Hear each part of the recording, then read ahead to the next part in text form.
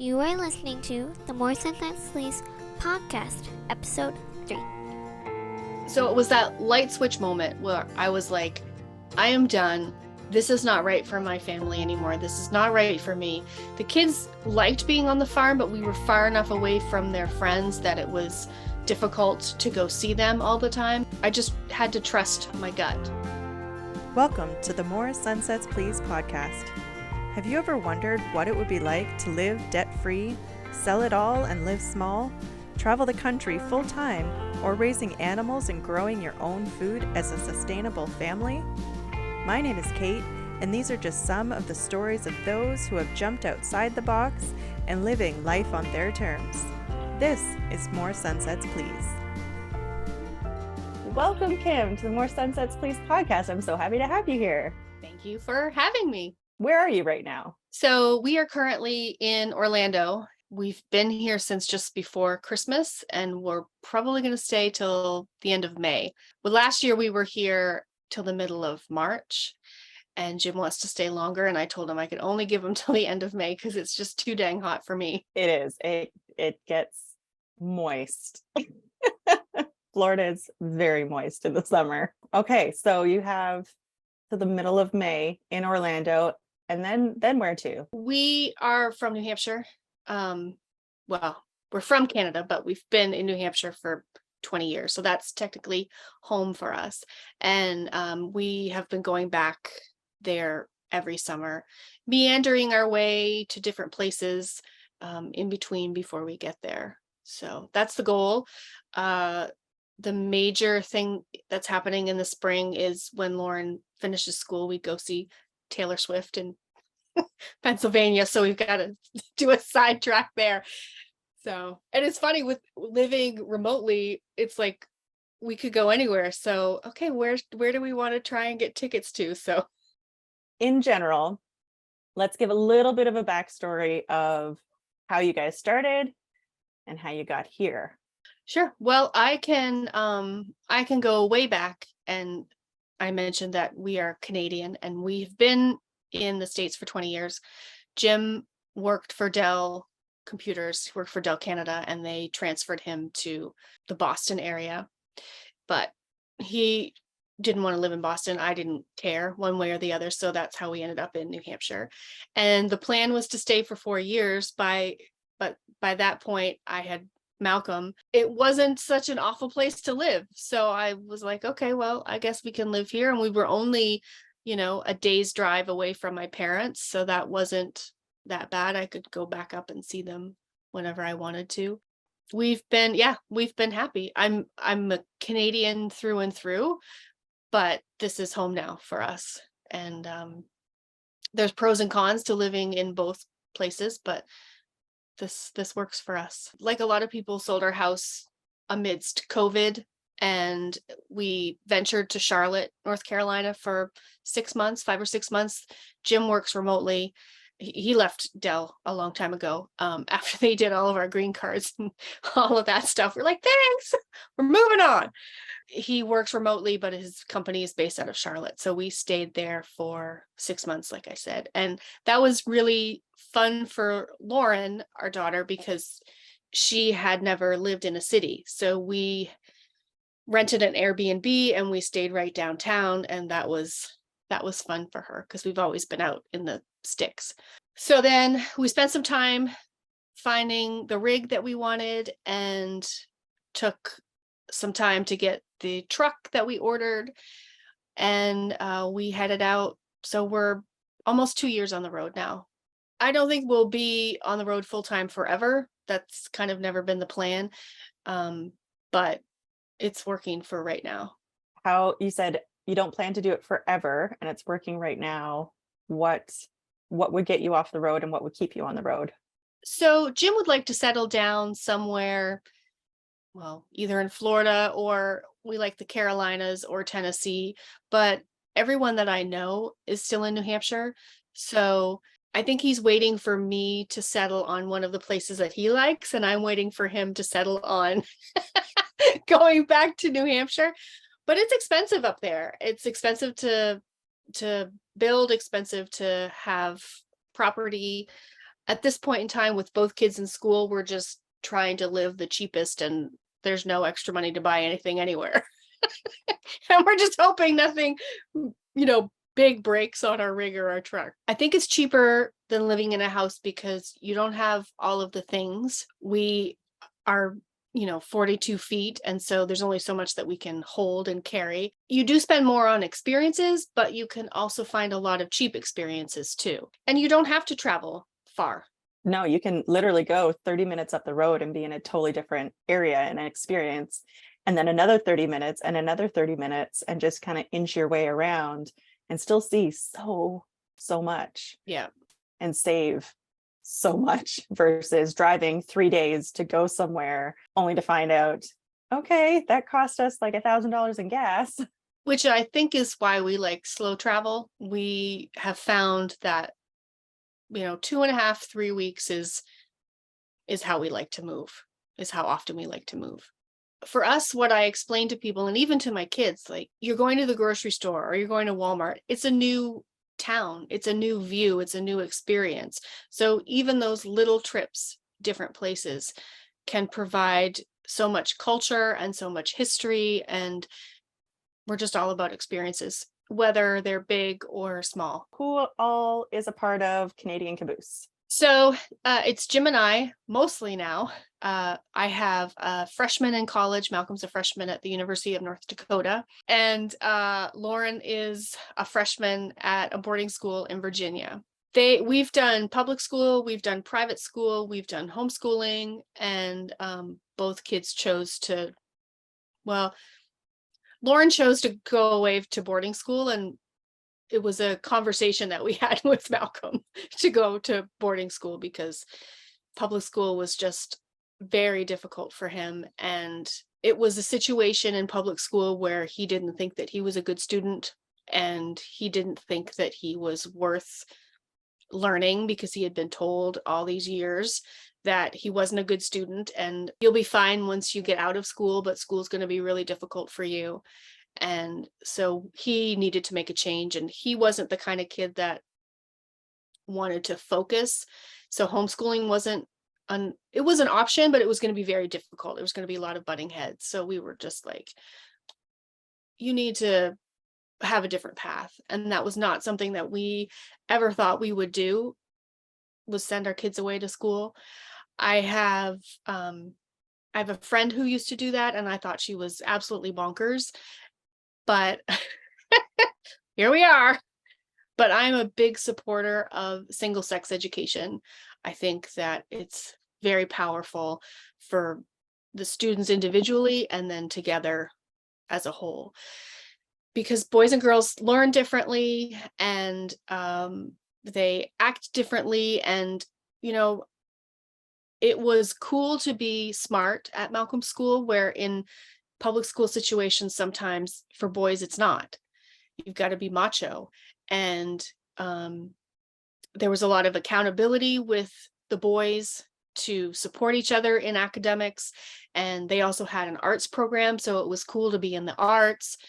And they could just be goofballs. They could just be boys and goofballs. And they weren't, like turkey strutting around because of the girls.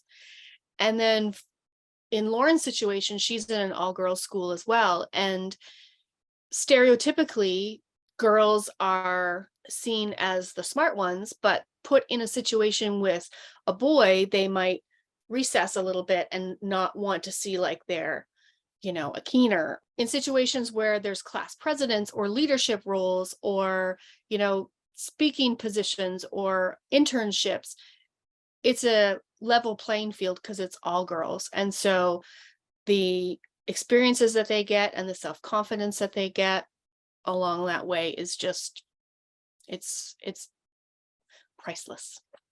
That was not even something that I even realized when he first went to school. It was a military school. I mean, it was military light, like, he was in the band. So there was marching, and he was a drummer, and it was rules and regulations and uniforms and inspections and all that stuff, which is what he wanted, which I couldn't give him because I am not structured or regulated at all. So that's what he went for to get that, but he got so much more out of it, of course, than we realized, but that was one of the things that we realized was the difference in the single sex education as opposed to public school. And that's one of the benefits of homeschooling, is that you can tailor what your child needs. That's different. And now that wouldn't suit every child. Some benefit significantly from having homeschool and being around their siblings and their parents, and other homeschooled kids in a free learning environment. And some thrive really well in single sex. Some thrive really well in the competitiveness of public school. So the fact that you listen to your kids and their needs is fantastic. Let's look at your why. Talk about your why. Why did you make this change of living in a home, the stock standard life that we all are taught to have, to being on the road and traveling? I have realized that I'm a compulsive mover. So my parents are still in the same house that I grew up in Canada. They never moved. They moved once when I was, too little to remember. So they've been stationary forever. And we didn't travel much when I was younger. We went to my grandparents, both sides, and that was like a couple of hours. We went camping every once in a while in the summer. And so going on a trip, even like across the bridge to the other side of the city, was like a whole new world. And in hindsight, that stuck with me for sure. After we got married, like most kids, you go west. So we moved to Toronto, and that was an experience that I think forged the want to learn and to travel and to experience, because that is just such a multicultural city that you can go 2 streets over and be in a whole different world. So when we moved to New Hampshire, we moved several different times within the little area that we lived in. Every 4 years, it seemed, I was like, we need to change houses. And so I would sell and pack and move. And we had thought about the RV lifestyle, later on, or as a retirement thing when the kids left. Jim loves to drive, loves to travel as well. And when COVID happened, we just were like, let's just do it. There will never be a time where we can sell our house this easily and for such a great amount of money. Not that we were gouging, but just the ease of selling was amazing. Our homeschool community was really small in our town, and Lauren was like, I'm good. I'm ready for a change. So she was on board. Malcolm was already at school. So we were all up for the adventure. And I think for me, being part of a homeschooling community and family and that mindset is just experiences. And so I wanted to give Lauren as many experiences as I could. And so I think that's our why, is just to travel and to live outside of the norm, which I think we've been doing for a very long time, but didn't realize it. One of those moves was to a farm. Jim always wanted a farm. And it turned out in that season of our life, he needed to be in Boston full time. So we rented a condo. He was only home on the weekends. So I was the one that was running the farm. But it was fine because I loved it. And that was completely different than any of our friends. I have a friend, and she said, I will never buy your chicken. I love you, but I need to know that it was not a chicken before. Like, it needs to be in plastic packaging. So that was different than anybody else. Moving all the time was different than anybody else. And then we also owned a food truck for a year. And that was different than anybody else that we knew. Sold the farm, moved back to another house, and said, okay, this is the house that we're staying in until we die, because it's perfect. It was all like 1 floor living. We could retire there. It was easy.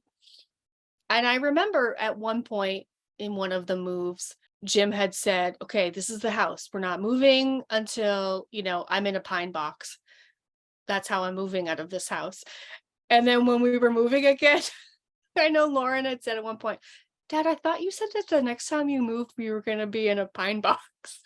because I don't think she understood what it meant. Every move that we have made was to not better ourselves, but I guess a different experience. So when we moved to New Hampshire, we bought a house in a subdivision and it was great. We knew that we were going to renovate that and sell it. And then the farm became too much. And that's why we moved back into town and then moved from town to Charlotte. And Were you in the city or were you on a farm there too?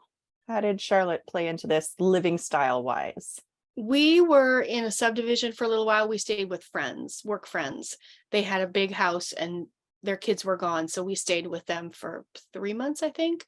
And then we did an Airbnb in town so that we could kind of live the city lifestyle. Now we get to do both. We can be in the city if we want to be, or we can be, out in the sticks if we want to be too. Like right now, you are very in the city. I'm very in the city. Yes. When I was preparing for this, there was a helicopter that was hovering. How did you know through all of this that you were on the right path, that RV living was where it's at? I think once I started to listen to my gut and knew what was right, then everything kind of got put into place.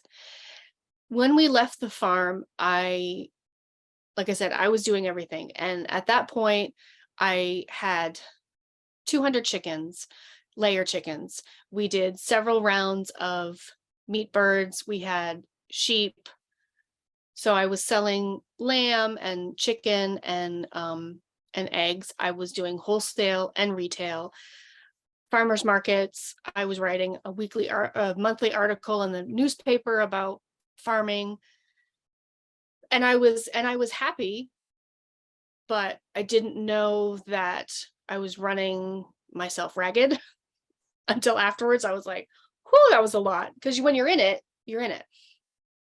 I had done all this research on dual purpose birds. So birds that are good for laying. And then when they get older, you can use them for soup. You can do that with any bird, but these were a little bit huskier.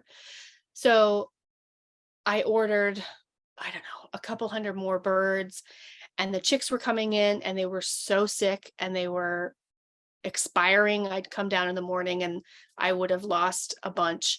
And then I got sick because they were sick. And it was like a light switch. I just was like, I'm done, over. I gave away all of my animals. Oh, we had pigs too. At one point we had 35 pigs. Can I just say that? Because Okay, pause for a minute. You had 35 pigs, 200 chickens, plus more that came and died. And then you had sheep. mhm. And then, is there anything else you were hiding in there? Any other creatures? Well, a couple ducks. See, there's more. But we didn't have cows, we didn't have horses. So the funniest story about farm life is that we had sheep that a friend had given to us. A lot of our animals were given to us, and then we just bred them and used them. So I was happy to rehome them. It was in the winter and I came down to feed everyone, and we had 3 sheep and they were in the stall and I hadn't opened the door yet, and they kind of parted ways, and here was this little lamb standing there looking at me like, meh. And I went, where did you come from? Yeah, sheep are hard to tell when they're pregnant. They're just round all the time. They're round all the time. And the thing that stuck in my head in the instant, which is the most ridiculous thing, was, how people just drop off stray cats at farms. I initially thought, who would drop off a stray lamb? One of the ewes turned around. I was like, oh, you're the mama. That was the funniest thing. The article that I used to write for the local newspaper was called Starting from Scratch. So the whole premise was that I had never farmed before, and this was what my life was like now. So that fit in that I had no idea that my sheep were pregnant. I had no idea that my pigs were pregnant. So you guys just kept multiplying and multiplying. So you were super busy on the farm. Yes. Everything was going crazy. Yeah. So it was that light switch moment where I was like, I am done. This is not right for my family anymore. This is not right for me. The kids liked being on the farm, but we were far enough away from their friends that it was difficult to go see them all the time. And so I just had to trust my gut. So I knew that we needed to move. And when we found the house that we moved to, I trusted my gut that that was the right decision and the right location for us. And then, trusting the gut for sending Malcolm to a private school, and then trusting my gut for selling everything and moving within 2 months, which is crazy, but it just felt right. And so I think sometimes we don't listen to our gut. And I have learned that women lead by intuition a lot, and we are not required all the time, but sometimes we're forced to ignore that gut. And I feel like if we just listen to that women's intuition, or you're at that gut feeling, things work out the way they're supposed to. Totally agree. Totally agree. We have it for a reason. Yep. We totally do. There's so many times that, we as mothers look back and say, I wish I followed my gut at that point, because it would have turned out the way it was supposed to. And I have to credit Jim for going along with me and trusting that this was the right move every time. He was disappointed to leave the farm, but he knew that it was me that was doing all the work, and he didn't realize how much of a stress it was on him until we moved. And then he was like, oh, that was a lot, and I didn't realize. I'm like, yep. The one bonus is living in an RV and being able to travel. You can do farm stays and get that little fix of helping in a farm and doing farm work, and then go on and be in a city, and then go on and be in the middle of nowhere. So you had touched on some of the challenges you guys had. Did you have any fears making this leap from selling your home, selling the farm, into RV life? I think the big concern that people mostly have is when you've got a big rig, like driving it and knowing how to park and making corners, and if things are going to fit, and just navigating that is, I feel, the biggest challenge for people. You can find campgrounds anywhere, and that part is easy. Jim volunteered for years at a fire department, our local fire department, so he's driven every big rig possible. So I knew that we had that covered. That was the only thing that could have held me back, or I could have been scared about. The rest was just an adventure. There's lots of things now that we've learned that maybe I should have been scared about. So we all feel that way. They were like, I should have been a little more concerned about this, or this, or. But it was just, we were just up for the adventure. So you just jumped right in, and challenge or not, I'm just going to go through it no matter what, because this is what our next step is. Yes. And I knew, based on our history, that it probably wouldn't be for too long. And so anything is doable for a few years. I grew up camping, like I said. We had a little hybrid trailer when Malcolm was young. When Lauren was young too, we camped a little bit on the weekends. So we were not naive of how much work it was and how things worked. So that did help. But even if you've never done it before, there shouldn't be anything that should hold you back from doing it. Especially when you say that it can just be for a season. If you're only committing to just a season, it's a whole lot easier to jump in than this is lifetime. That's it. We're jumping in for a lifetime, and we're going to do RV life forever. And I think that gets more scary than just commit to a couple months even, or even a year, and see where it goes from there. Because some stay for a year, some stay for 10 years doing this. Mm-hmm. But it's finding your rhythm and groove, I think. I think people feel it's a big barrier to entry when the expectation is you have to do it full time, and it's not. You can buy an RV and set it up in a campground and be a seasonal person and have just as much fun as someone who is going a few weekends a year. It all depends on your family situation. And I feel sometimes that families feel that they are inadequate because they're not able to do it full time. And Instagram paints a pretty picture of how this life is. And it is great, but we don't live in a filter. No, even for us, we're practically stationary, but not stationary. But we're still classed as full-time, but we don't travel like the full-timers. So there's so much variable in RV living. Now, you brought up Jim several times. So obviously you're married. How has this living in 43 feet together helped or hindered your marriage? It's been seasons of him being away and me having to fend for myself, and seasons of him being home at the office and me having to figure out how to work and live with him around. So we've had both situations, and it's been good. We know, I think, when each other is crabby and we leave each other alone, and we work well together, and we work the best when we have a project to do together. He is a techie and I am an entrepreneur, and I don't understand his world and he doesn't understand my world. But when we're working on something together, we gel really well. So the food truck was amazing because he could do all the technical stuff and I did all of the marketing and found all the events and stuff. We were working on it together. So that was like a common bond. I think it's difficult when couples don't spend time together. You hear about, oh, you need to have a date with your spouse every month. We don't do that, and we don't do a lot together, but we realize that our relationship is important, especially now when the kids are gone, because we used to spend so much time with the kids. Once they're not in the picture, it's just us. So we have to make it work. And I think that's a good point that you bring in, because there's so many that are in this life with small children. So they're go, go, go, they're busy, they're with their children all the time in this small space. And I think that's why they look at the date nights and such.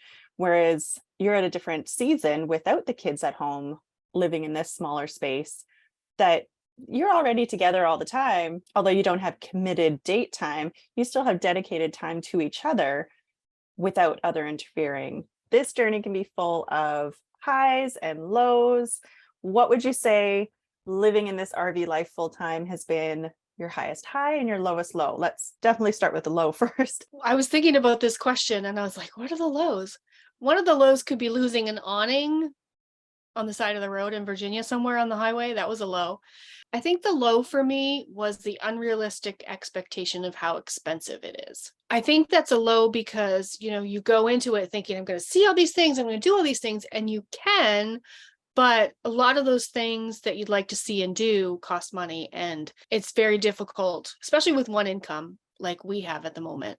It's difficult to do all the things and see all the things. And sometimes we have to pick and choose, which is fine. I think it's a good lesson to teach your kids to pick and choose, and you just can't do everything. But, places we might want to go to, we can't because it's too expensive to drive down there or too expensive to stay. So that's one of the biggest low, I think.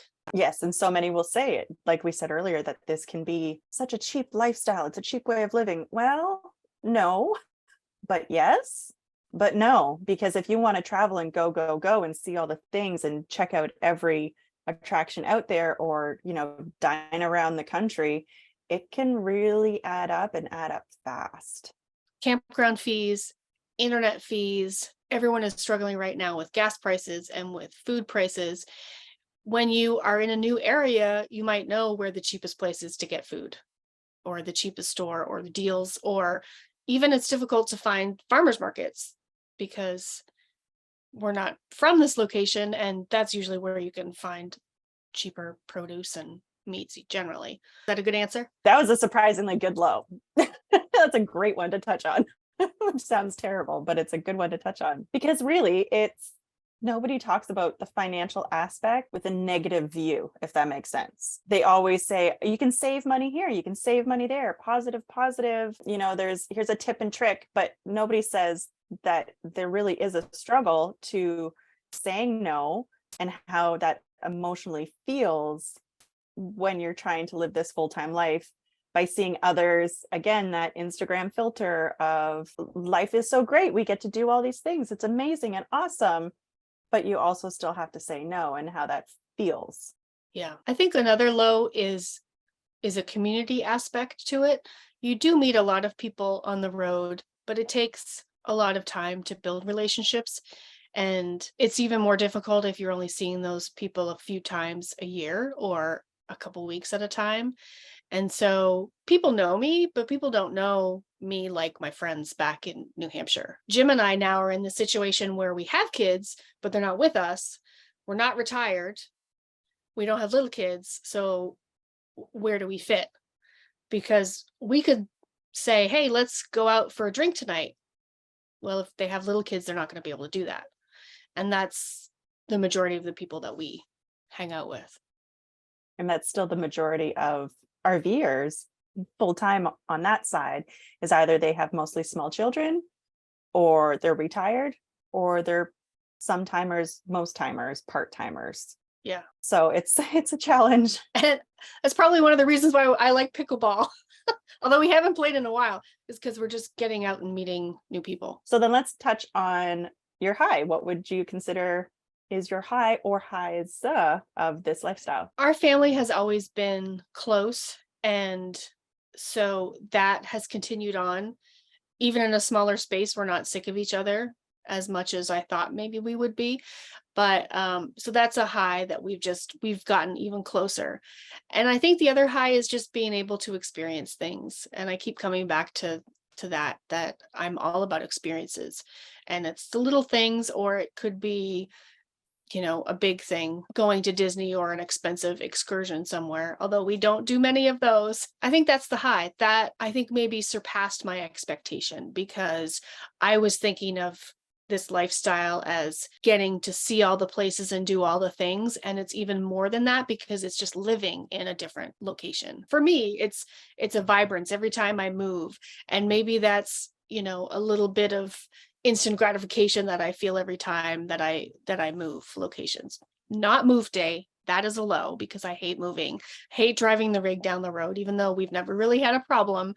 It's just, it stresses me out. But the high is when you get to a new location, you're like, okay, this is good. And maybe it's not even a great location. Maybe, the sites are too small and it was tricky to back in, but it's a new location and a new experience. And so then what does the future look like for you? I know you guys said it's, a couple-year plan. Let's do short-term, couple-year plan, staying RV travel, and then long-term plan. What do you see going forward? Long-term, we will always RV or camp to some extent.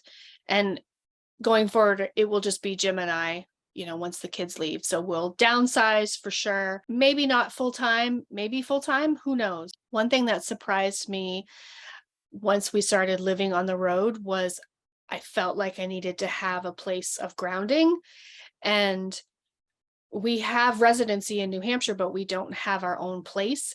And so I feel like I need that. So I would like to have that in the future, just a place that we can go back to that's not gonna rock and shake and it's level, and all my, favorite things are there. But we'll always be camping, at whether full-time or part-time. We'd like to travel internationally again.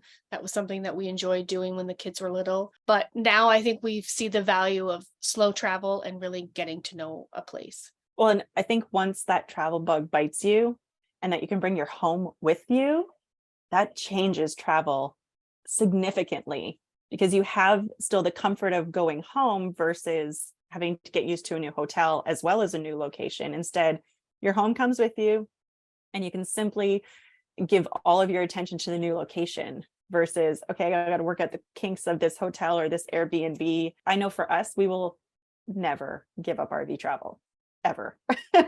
It is just the most amazing way to experience new locations. But I'm with you there that I I need my grounding spot. I need my go home, reset, refresh. And I don't want to have to bring all the things with me all the time.